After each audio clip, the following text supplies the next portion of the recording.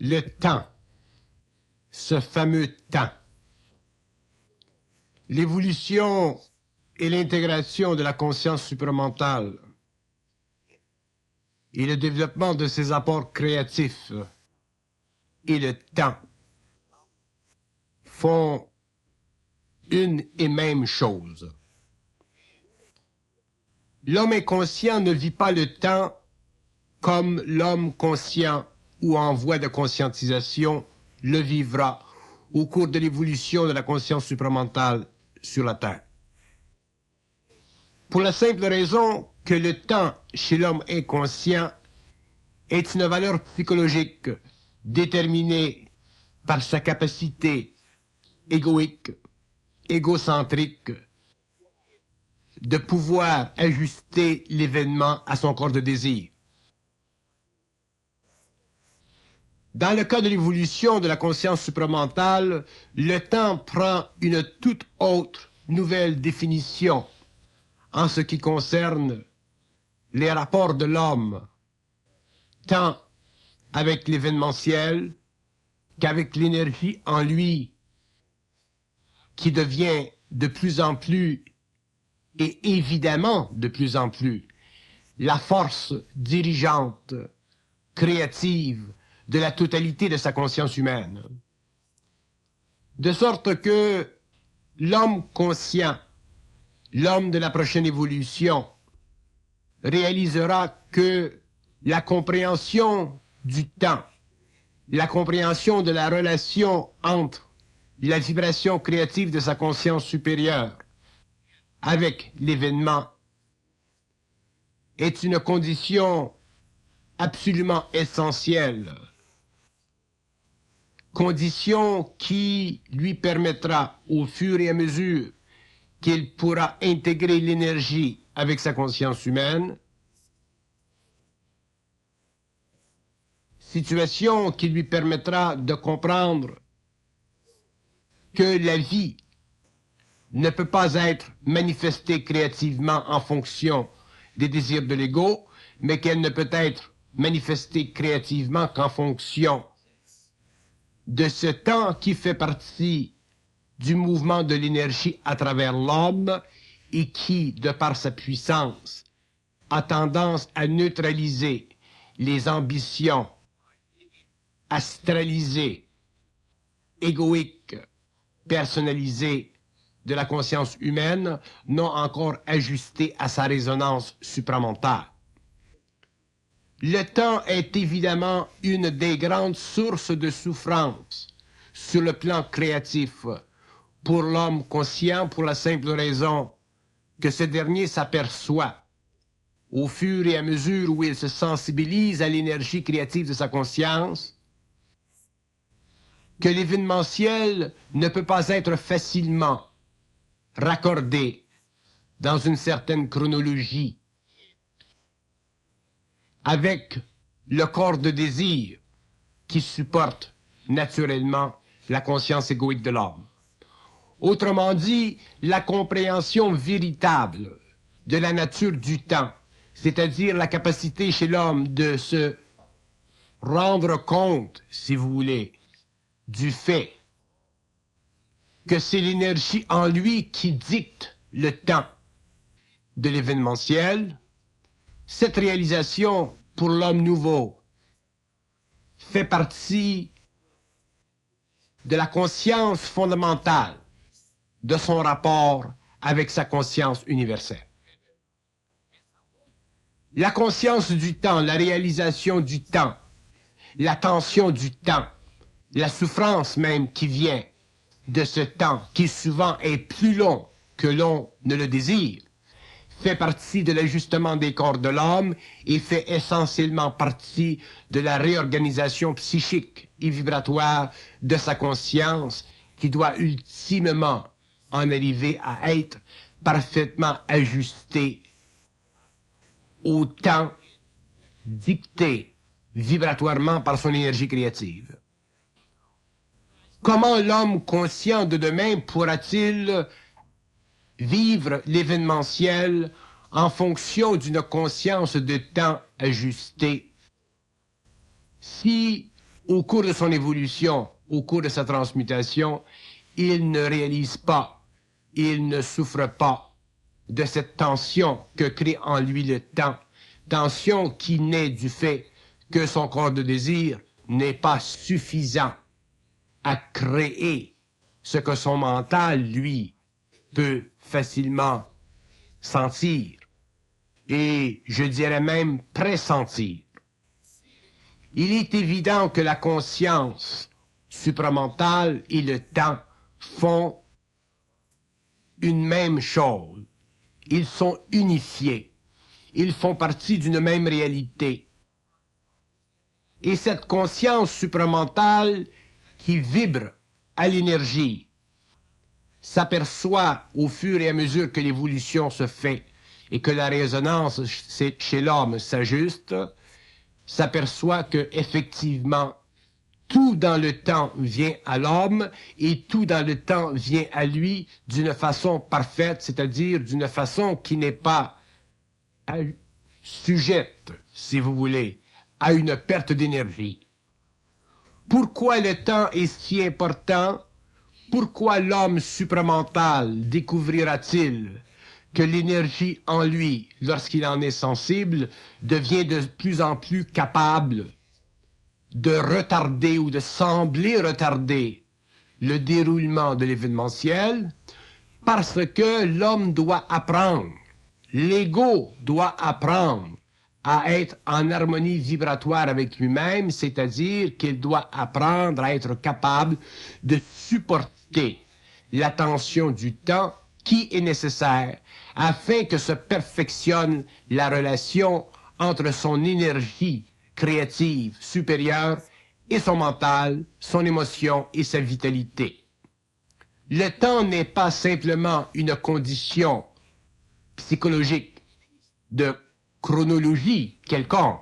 Le temps est effectivement le résultat de la descente dans la matière d'une vibration qui peut actualiser les événements dans un cadre créatif parfait ou actualiser les événements dans un cadre créatif imparfait si l'ego, à cause de son impatience, à cause de ses illusions, à cause de son manque de résonance, veut aller plus vite que le temps lui-même.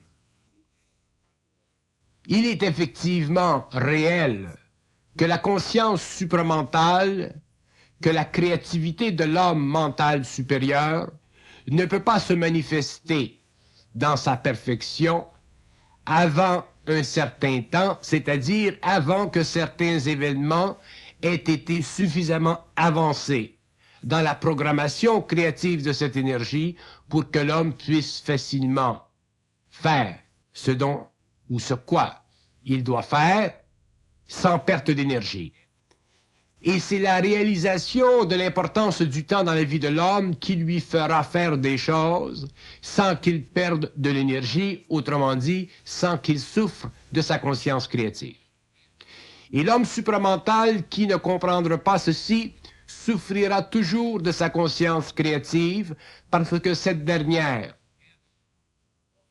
dont il percevra certains aspects, ne pourra pas lui donner le rendement équivalent à ce que son mental lui préconise, de sorte que l'homme souffrira de certaines actions qui avaient été commises en dehors du temps, c'est-à-dire en dehors de cette situation chronologique créée par l'énergie et l'événementiel.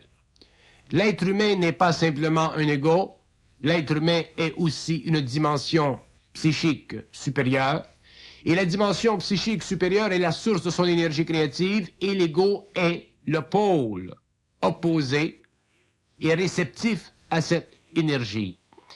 Et l'ego doit apprendre difficilement à travailler avec le temps parce que il n'est pas habitué, de par l'évolution, de par le mode de vie mécanique de l'homme, à agir en fonction de son énergie créative.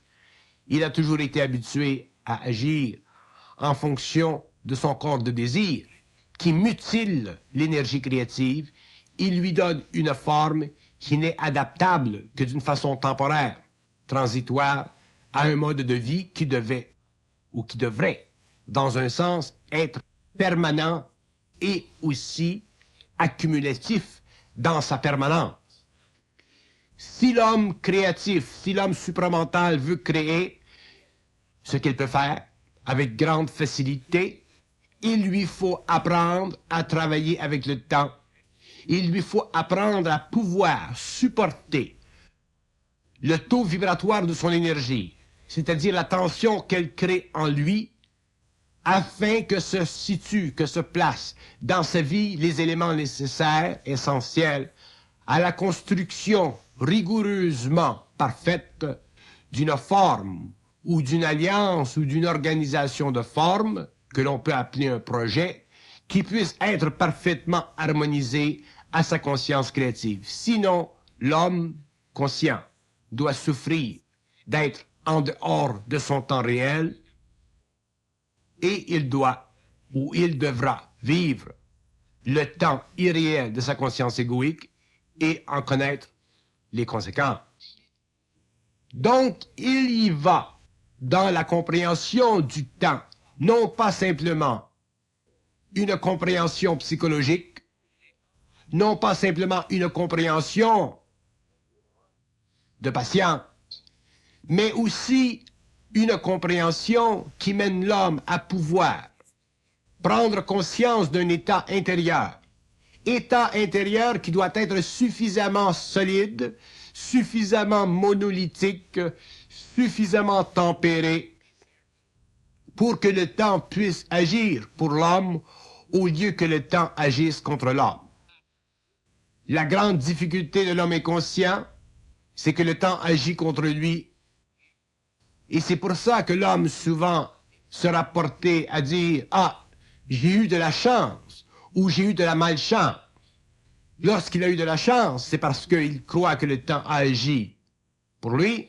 Et lorsqu'il a eu de malchance, c'est que le temps n'a pas agi pour lui. Mais l'homme conscient ne peut pas fonder sa vie sur la chance ou la malchance. Il ne peut fonder sa vie que sur la créativité. Il ne peut fonder sa vie que sur l'appointement précis d'un événement qui coïncide parfaitement avec son énergie créative et qui donne conséquemment à sa vie une capacité d'être manifestée d'une façon qui convient parfaitement à la conscience universelle en lui et aussi à la perception de cette conscience sur le plan de l'ego. Donc, la conscience du temps va beaucoup plus loin que la simple compréhension psychologique de son principe. Elle va beaucoup plus loin que la simple compréhension psychologique de la valeur de la patience. La conscience du temps doit être amenée chez l'être humain conscient de demain à un niveau de réalisation tellement aiguisé, tellement aigu, que l'homme puisse, sur le plan égoïque, ne pas sentir de défaillance, ne pas sentir d'impuissance, ne pas sentir de manquement, ne pas sentir aucunement d'impossibilité parce que le temps encore n'est pas venu pour la manifestation sur le plan matériel d'une certaine créativité quelconque.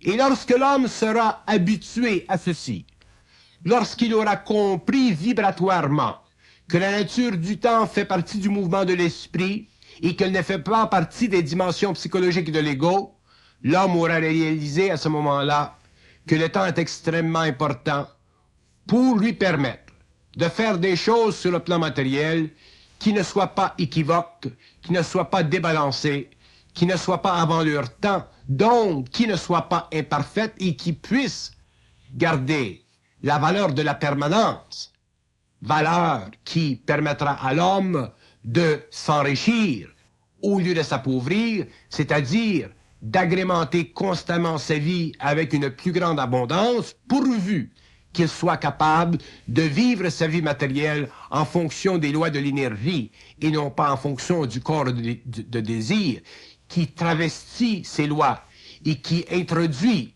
dans toute cette phénoménologie interne de l'homme des paramètres qui ne font pas partie de sa réalité, mais qui font partie de son impatience, de son impuissance, de son égoïcité, de son manque de conscience réelle, qui s'évertue à faire des choses avant que l'esprit, à travers l'ego, puisse les rendre concrètement admissibles dans un plan de vie créatif qui convient parfaitement à l'homme et aussi aux forces d'évolution.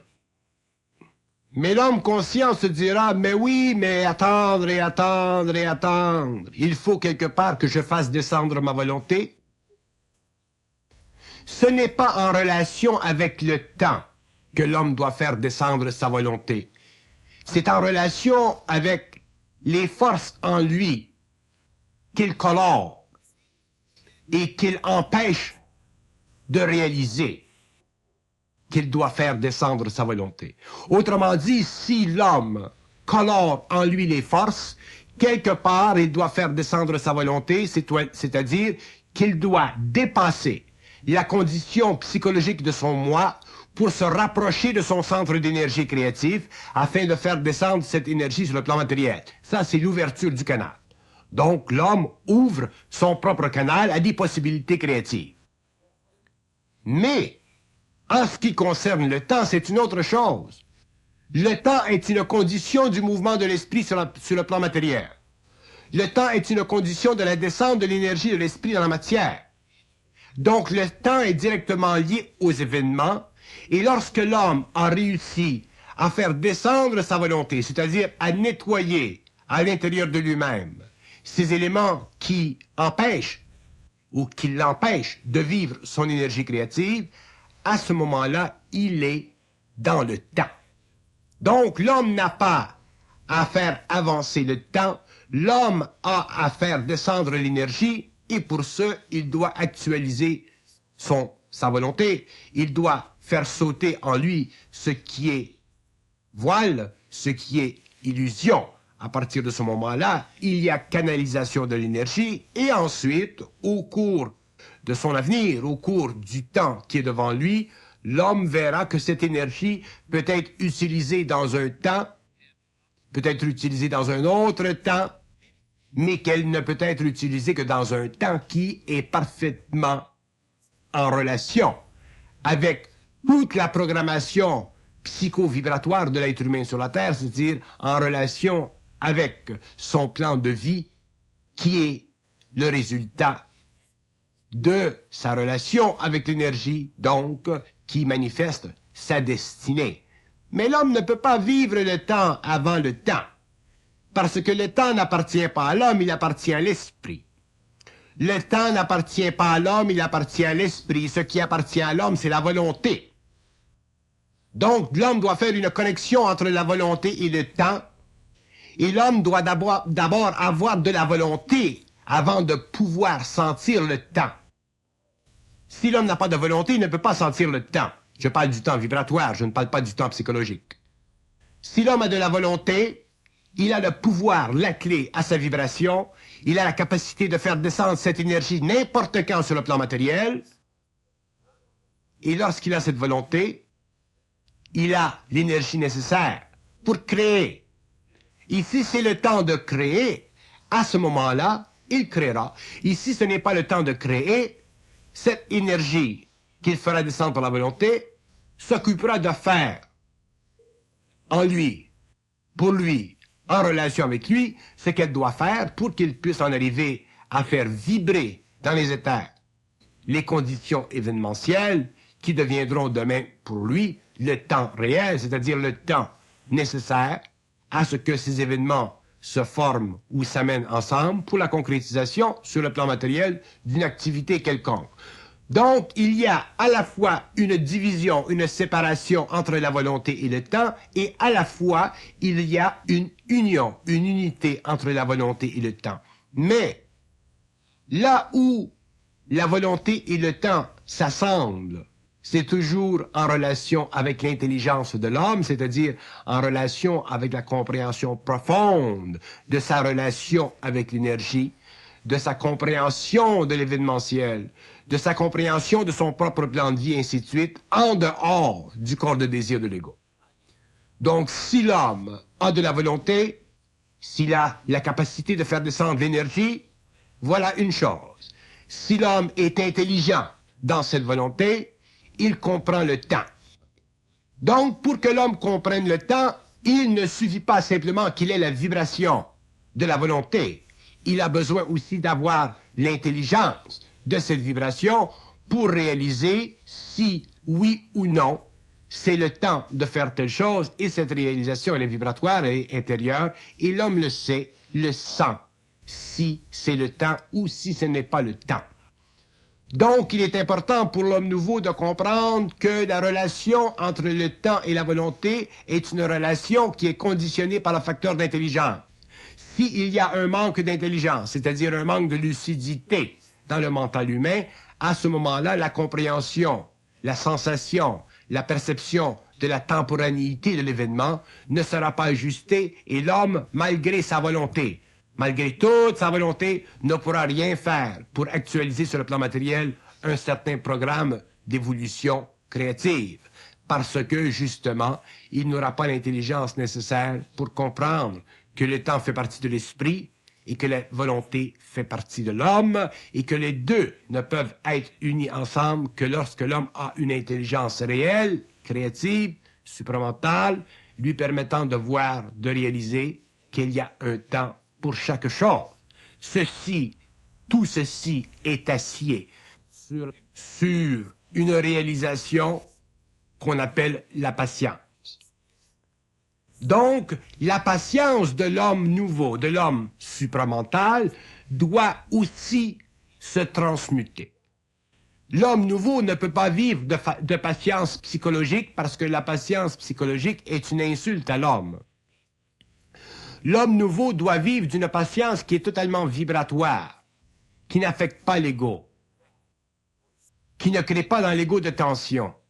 Et cette patience vibratoire, elle est subtilement reliée au mouvement de l'esprit à travers l'homme et elle ne peut pas être vécue par l'homme tant qu'il n'a pas conscience intelligente de la relation entre sa volonté et le temps. Autrement dit, tant qu'il n'a pas compris parfaitement que le temps fait partie de l'esprit, que sa volonté fait partie de lui et que son intelligence est l'exercice qu'il doit constamment manifester pour mesurer la relation entre le temps et sa volonté. Et si l'homme est capable de mesurer sa relation entre le temps et sa volonté, il a l'intelligence de savoir que tel et tel événement ne peut pas venir avant tel temps.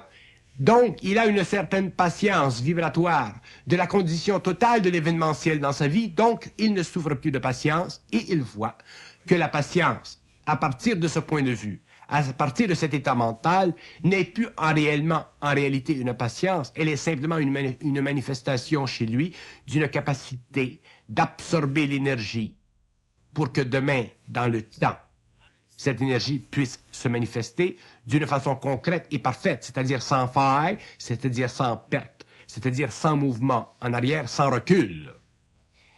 Il est évident que la vie ne se comprend pas par le système psychologique de l'homme. Il est évident que la vie ne se saisit pas par ces aspects de l'homme qui font partie de sa nature inférieure. La vie se saisit en fonction du mouvement vibratoire de l'intelligence, de la volonté et du temps, dans une même synchronicité.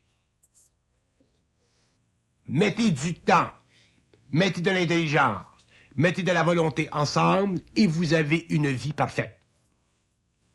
Enlevez de la volonté, vous avez une intelligence incapable de mesurer la relation entre le temps et l'événement. Enlevez l'intelligence, vous avez une relation entre la volonté et le temps qui n'est pas volontaire, qui n'est pas de l'ordre de la création, qui est simplement de l'ordre de la manipulation, de la juxtaposition d'événements en fonction du corps de désir de l'ego. Donc, il est extrêmement important que l'homme connaisse la relation, la triade, si vous voulez, de l'intelligence, de la volonté et du temps, parce que le temps est à la volonté, ce que l'intelligence est à l'esprit.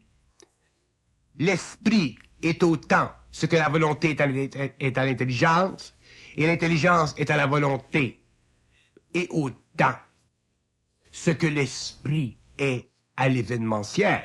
Autrement dit, lorsque l'homme est dans son intelligence parfaite, la relation entre la volonté et le temps est une relation unique, c'est-à-dire une relation qui coïncide parfaitement sur le plan de l'horizontal, de la même façon qu'elle coïncide parfaitement en vertical.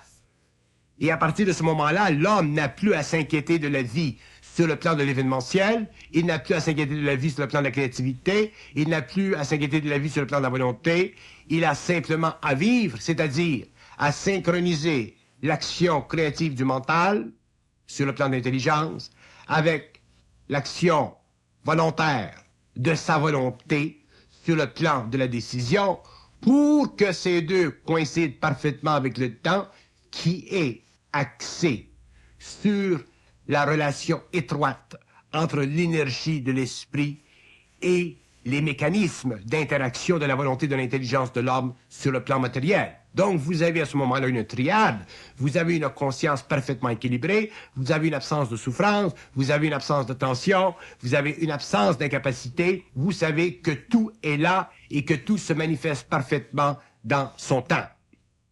Mais nous, les hommes, nous avons tendance à prendre le temps pour quelque chose qui est en dehors de soi, qui est en dehors de notre contrôle. Et ceci n'est pas parfaitement réel. Le temps, il ne s'agit pas de dire que le temps est en dehors de notre contrôle. Il s'agit de réaliser que le temps est dans notre contrôle quand nous avons une conscience de lui et une volonté parfaitement ajustée à notre intelligence pour pouvoir supporter la tension vibratoire et créative de notre énergie supérieure qui ne peut pas remplir la forme avant un certain temps parce que cette forme remplie parfaitement nécessite des conditions que seul l'esprit sait, que seul l'esprit connaît, que seul l'esprit peut créer dans tous les hommes qui gravitent autour d'un projet, par exemple. Et ceci prend du temps, c'est-à-dire ceci nécessite des conditions d'évolution, des conditions d'évaluation, des conditions de rapprochement ou des conditions de distance. Donc, si l'homme qui se conscientise apprend à comprendre le temps, apprend à vivre le temps, il apprendra à vivre la vie parce que la vie, c'est du temps manifesté à différentes échelles en fonction de l'intelligence et de la volonté, donc parfaitement harmonisé à l'esprit, donc parfaitement en synchronicité avec l'énergie créative de l'homme et capable de donner à ce dernier une parfaite représentation de ce que l'esprit de l'homme veut sur le plan matériel, donc parfaite manifestation de ce que l'ego entend qu'être, désire ou a de besoin sur le plan matériel. Mais si l'homme ne connaît pas le temps, si l'homme ne sait pas le temps, si l'homme ne sent pas le temps, comment voulez-vous qu'il puisse actualiser sa volonté dans un cadre événementiel qui coïncide parfaitement avec une intelligence des choses, avec une intelligence qui sait, avec une intelligence qui voit, avec une intelligence qui est sensible de la relation entre les événements et le temps? Possible. C'est pourquoi, d'ailleurs, l'homme suprasensible, l'homme conscient, souffre du temps, parce qu'il ne voit pas la relation entre le temps, la volonté et l'intelligence, et il ne la voit pas parce qu'il n'est pas suffisamment ajusté sur le plan mental à la résonance de son énergie. Le temps, ce n'est pas sorcier. Le temps, c'est une énergie qui descend, qui se manifeste et qui remplit l'espace mental de l'homme. C'est ça le temps. C'est une énergie qui se manifeste et qui remplit l'espace mental de l'homme. Tant que cette énergie ne remplit pas l'espace mental de l'homme, le temps n'est pas là. C'est-à-dire que les conditions événementielles ne sont pas là pour absorber la forme que crée cette énergie. Donc, il est évident que l'homme conscient, doit comprendre le temps à partir d'un plan qui ne fait pas partie de la conscience de l'ego, mais à partir d'un plan où l'ego est capable de sentir par résonance la réalité de l'événement en fonction de son organisation sur le plan matériel. Donc, en fonction de la manifestation du temps ou de la chronologie de cet événement. Si l'ego conscientisé n'apprend pas à sentir et à percevoir et à savoir le temps comme on sait des choses, il ne peut pas comprendre les choses qu'il sait. Et s'il ne peut pas comprendre les choses qu'il sait, il est évident qu'il vivra les choses qu'il a l'impression de comprendre en fonction d'un mental qui s'agite, en fonction d'un mental qui s'épuise, en fonction d'un mental qui perd de l'énergie, donc en fonction d'une chronologie d'événements qui ne se manifeste pas et qui crée sur le plan de l'émotion énormément de tension et qui peut même créer du découragement et qui peut même créer l'impression que rien ne va se manifester, et ça c'est une illusion qui est conséquentielle au fait que l'homme ne vit pas une intelligence et une volonté parfaitement ajustées à la conscience du temps. Si l'homme avait une conscience du temps parfaite, l'homme aurait une conscience parfaite de son intelligence créative, donc il aurait une volonté parfaitement ajustée à cette intelligence, donc il aurait une capacité, une vision des choses à une très longue échelle, sans souffrir du temps, qui nécessairement fait de cette échelle une très longue expérience, parce que, selon sa créativité, différents éléments qui aujourd'hui n'existent pas sur le plan matériel, et qui doivent entrer en jeu pour que la forme se manifeste. Donc, si nous disons que le temps n'est pas sorcier, nous disons que le temps est quelque chose qui se comprend parfaitement, qui se comprend à partir de la conscience mentale de l'homme et non pas à partir de la conscience mentale inférieure de l'homme. Le temps ne peut pas être jugé en fonction de chronologie, en fonction de paramètres chronologique. Le temps ne peut être jugé qu'en fonction d'un état créatif éventuel qui doit naître dans une certaine éventualité en fonction des conditions, des événements, alors que le mental, alors que l'intelligence et la volonté sont parfaitement ajustés pour l'exécuter. Il est inutile de vivre le temps avant que l'intelligence et la volonté soient ajustées pour le rendre d'une façon parfaite. Sinon, nous ne vivons pas de temps. Nous ne vivons pas en fonction du temps. Nous vivons en fonction d'une certaine temporalité. Mais la temporalité crée chez l'homme une déformation de la réalité et de la suite logique, intelligente des événements. La temporalité, nous voulons toujours la changer, nous voulons la restreindre, nous voulons l'étendre, la rapetisser, l'agrandir. Tandis que le temps, non. L'homme conscient ne cherche pas à, pour utiliser une expression un peu blafarde, l'homme ne cherche pas, quand il est conscient, à taponner avec le temps.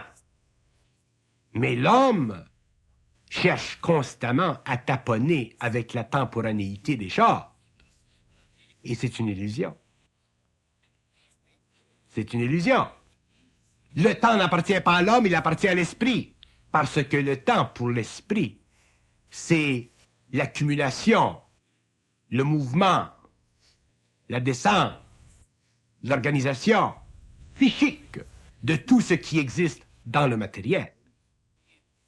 Donc, à partir du moment où l'homme comprend le temps de cette façon, il est capable de sortir de la congestion psychologique de la temporanéité et entrer finalement dans une conscience créative qui utilise l'intelligence pour bien mesurer la valeur de l'événementiel, la volonté pour bien ajuster la résonance à l'événementiel, pour finalement bénéficier du temps et voir finalement que tout dans le temps a sa place et que rien dans le temps n'a pas sa place. Donc, ceci crée sur le plan mental de l'homme, sur le plan de son intelligence, une grande relaxation parce qu'il sait que son énergie créative se fixera, se rendra à son terminal dans un certain temps, et il sait en même temps qu'il aura la volonté dans ce temps-là d'exécuter cette énergie créative. C'est une mode aujourd'hui dans le monde, dans les pays pauvres comme dans les pays riches, d'acheter des billets de loterie afin de pouvoir probablement, peut-être, gagner le gros lot.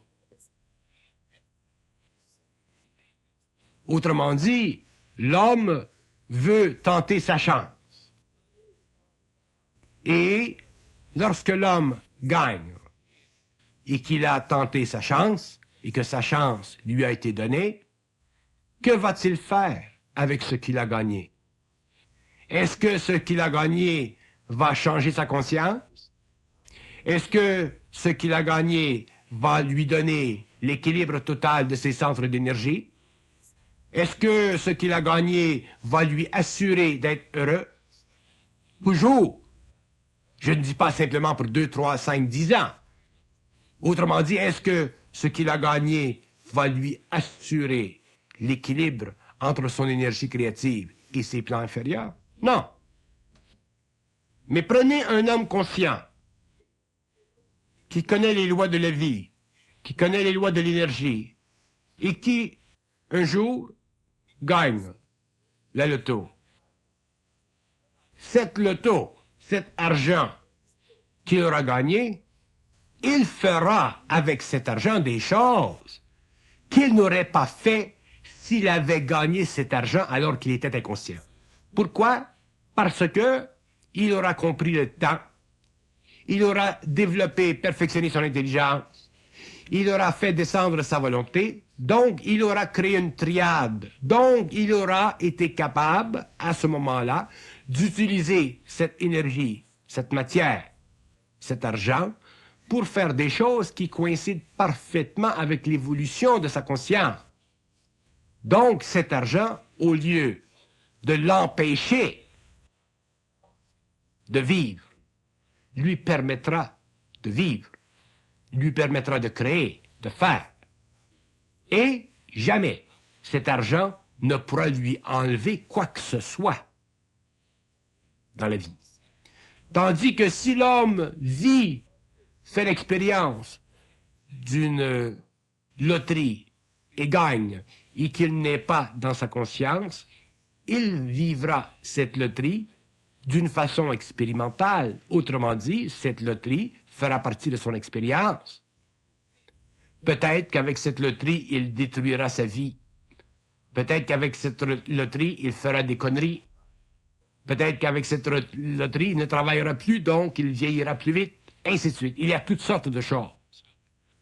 C'est pourquoi le temps, la conscience du temps, n'est pas une chose occulte.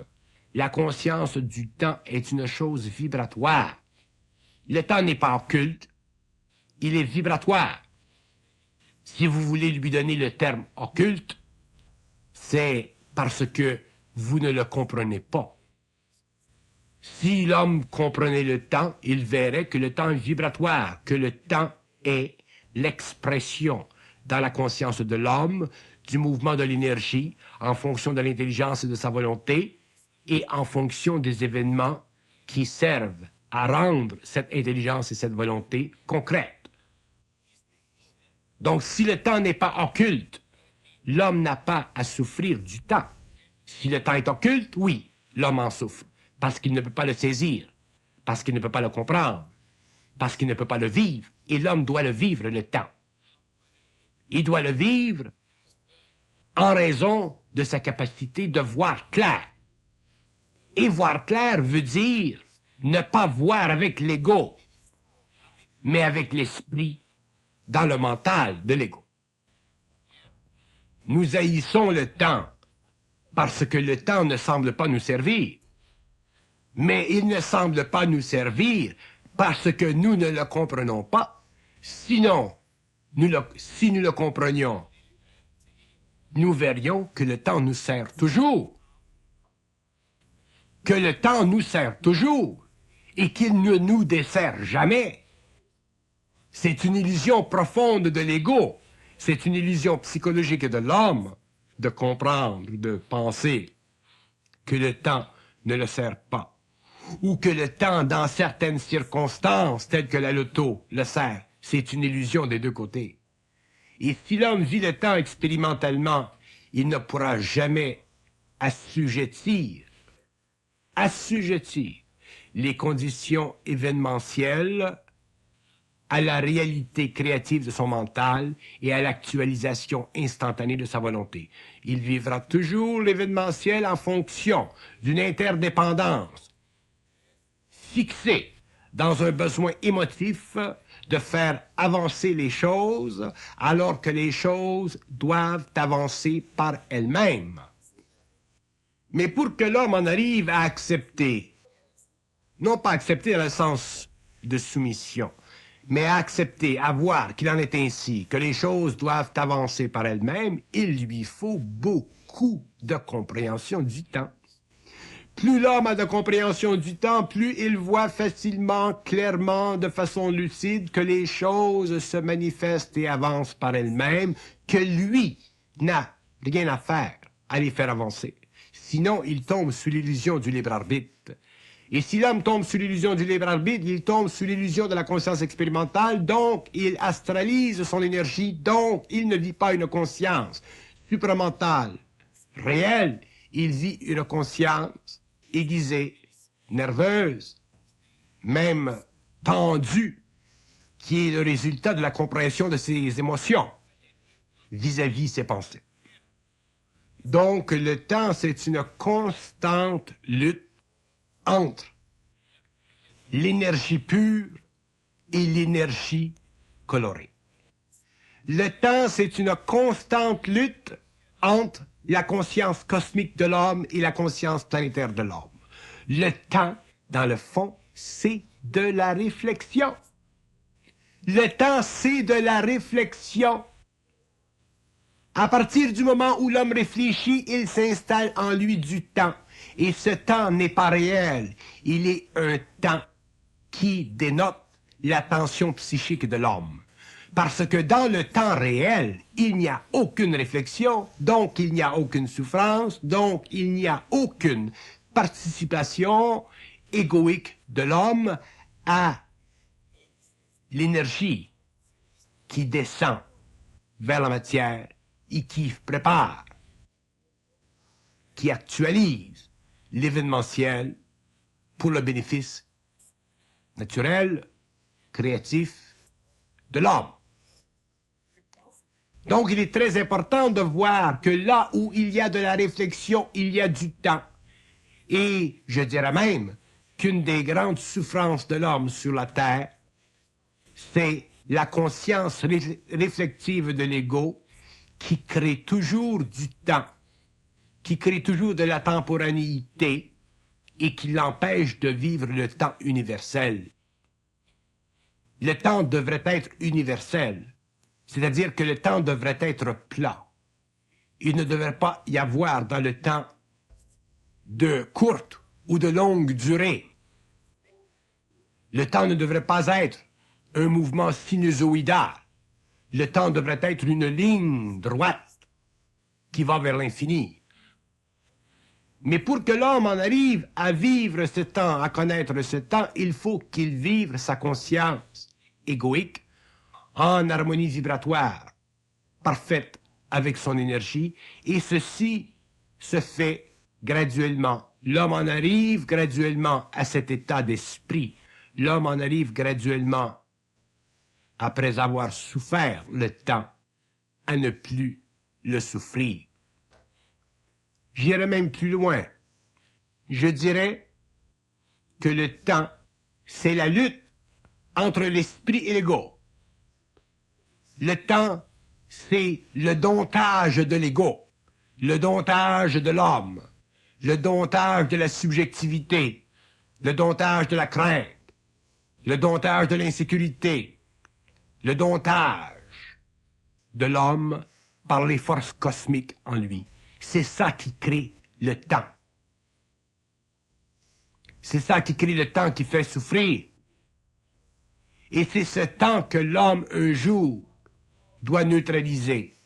C'est cette sorte de temps, cette qualité de temps que l'homme, un jour, ne doit plus souffrir, afin, finalement, de vivre le temps universel, le grand temps, le temps réel, le temps qui n'est ni court ni long, le temps qui est la qualité même de l'organisation événementielle, à travers la stratégie créative de l'énergie sur le plan humain.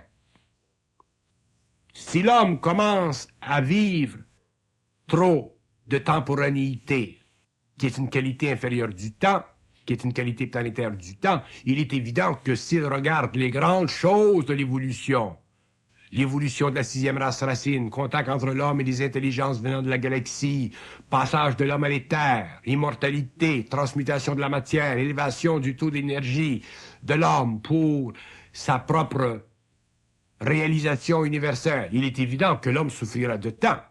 Mais ce temps, ce n'est pas le temps réel, c'est le temps de l'ego. C'est le temps relié à l'émotivité. C'est le temps relié au corps de désir. C'est le temps animal. C'est la chronologie temporelle. C'est la temporanéité. Ce n'est pas réel. C'est une fiction de l'ego. C'est une démarche subjective de l'homme. C'est de l'imperfection dans l'intelligence. C'est une actualisation avant le temps de la volonté. C'est la souffrance initiatique de l'homme nouveau.